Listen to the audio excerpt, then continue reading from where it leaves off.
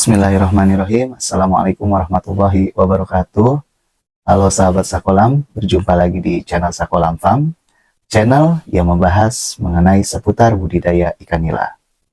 Seperti yang sahabat ketahui, di Sakolam Farm memiliki dua sistem budidaya intensif.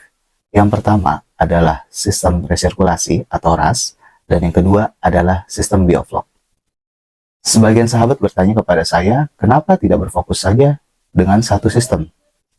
Jawaban saya adalah karena saya ingin merasakan sendiri apa sih kesulitan, kemudahan, terus kekurangan dan kelebihan dari kedua sistem ini.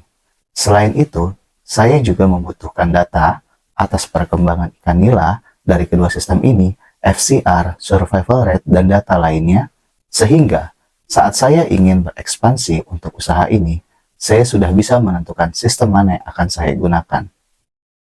Oke, sahabat Sakolam, pada kesempatan kali ini, saya akan menunjukkan kepada sahabat semua mengenai data pertumbuhan dan juga survival rate di kolam bioflok dan juga di kolam RAS. Mari kita lihat datanya. Baik sahabat, di sini saya akan presentasi mengenai data perkembangan ikan, khususnya berat ikan dan juga survival rate ikan pada kolam bioflok dan juga kolam RAS. Yang pertama, mengenai tingkat pertumbuhan atau berat ikan nila. Yang saya hitung di sini dalam per ekor dalam gram ya. Nah, ini grafiknya. Di mana yang berwarna biru itu adalah berat ikan bioflok, sedangkan yang berwarna hijau adalah berat ikan di kolam RAS. Di Sakolam Farm sendiri, saya memiliki dua kolam dengan sistem RAS. Namun dalam perhitungan ini saya gabungkan dan diambil rata-ratanya.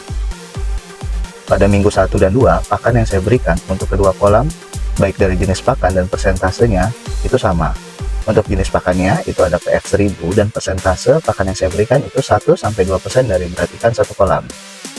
Minggu ketiga sampai dengan ke-7, itu juga saya berikan sama untuk persentase pemberian pakannya itu 3-4%, dan jenis pelet yang saya gunakan itu 781, baik itu -1, -2, ataupun 781 polos, dan juga jenis pakan TA78-2.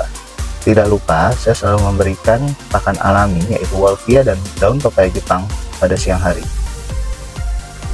Dapat kita lihat, berat ikan kolam RAS dari minggu 1 sampai dengan minggu ke-7 masih di atas kolam bioflok. Selanjutnya adalah tingkat kematian atau survival rate pada kolam RAS dan kolam bioflok. Pada grafik ini, yang berwarna kuning itu adalah kematian ikan di kolam bioflok, sedangkan yang berwarna hijau adalah kematian ikan di kolam RAS.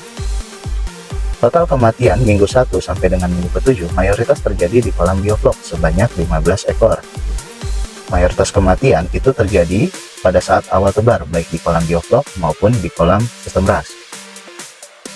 Pada minggu kedua, terjadi lonjakan kematian yang cukup signifikan pada kolam bioflok. Hal ini dikarenakan terjadinya mati listrik sekitar 45 menit. Pada minggu ke-6 dan ke-7, kematian di kolam RAS meningkat. Hal ini dikarenakan human error, di mana saya lupa menutup kolam dengan jaring, sehingga ada ikan yang lompat. Selain itu, dikarenakan kesibukan saya di kantor, saya lupa untuk membersihkan chamber filter yang kotor, sehingga kotoran di kolam tidak tersedot sempurna, yang menyebabkan amoniak menumpuk di dalam kolam.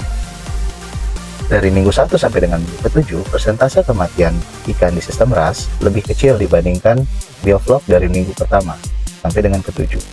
Berikut saya lampirkan juga breakdown persentase survival rate dari minggu 1 sampai dengan minggu ke-7 untuk semua kolam yang ada di sistem RAS ataupun bioflok.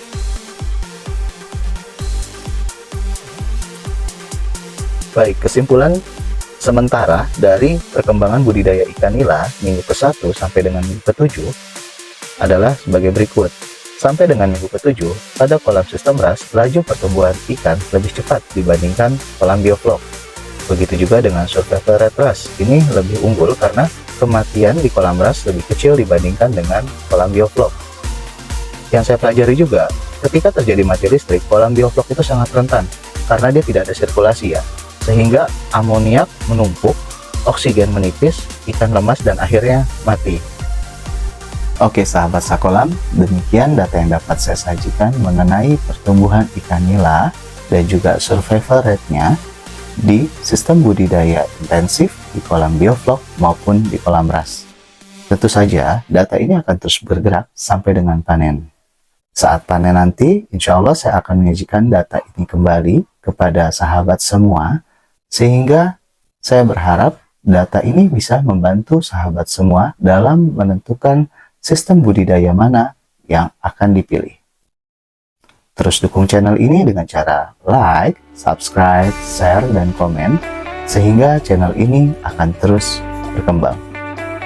Sampai jumpa lagi di video lainnya. Wassalamualaikum warahmatullahi wabarakatuh.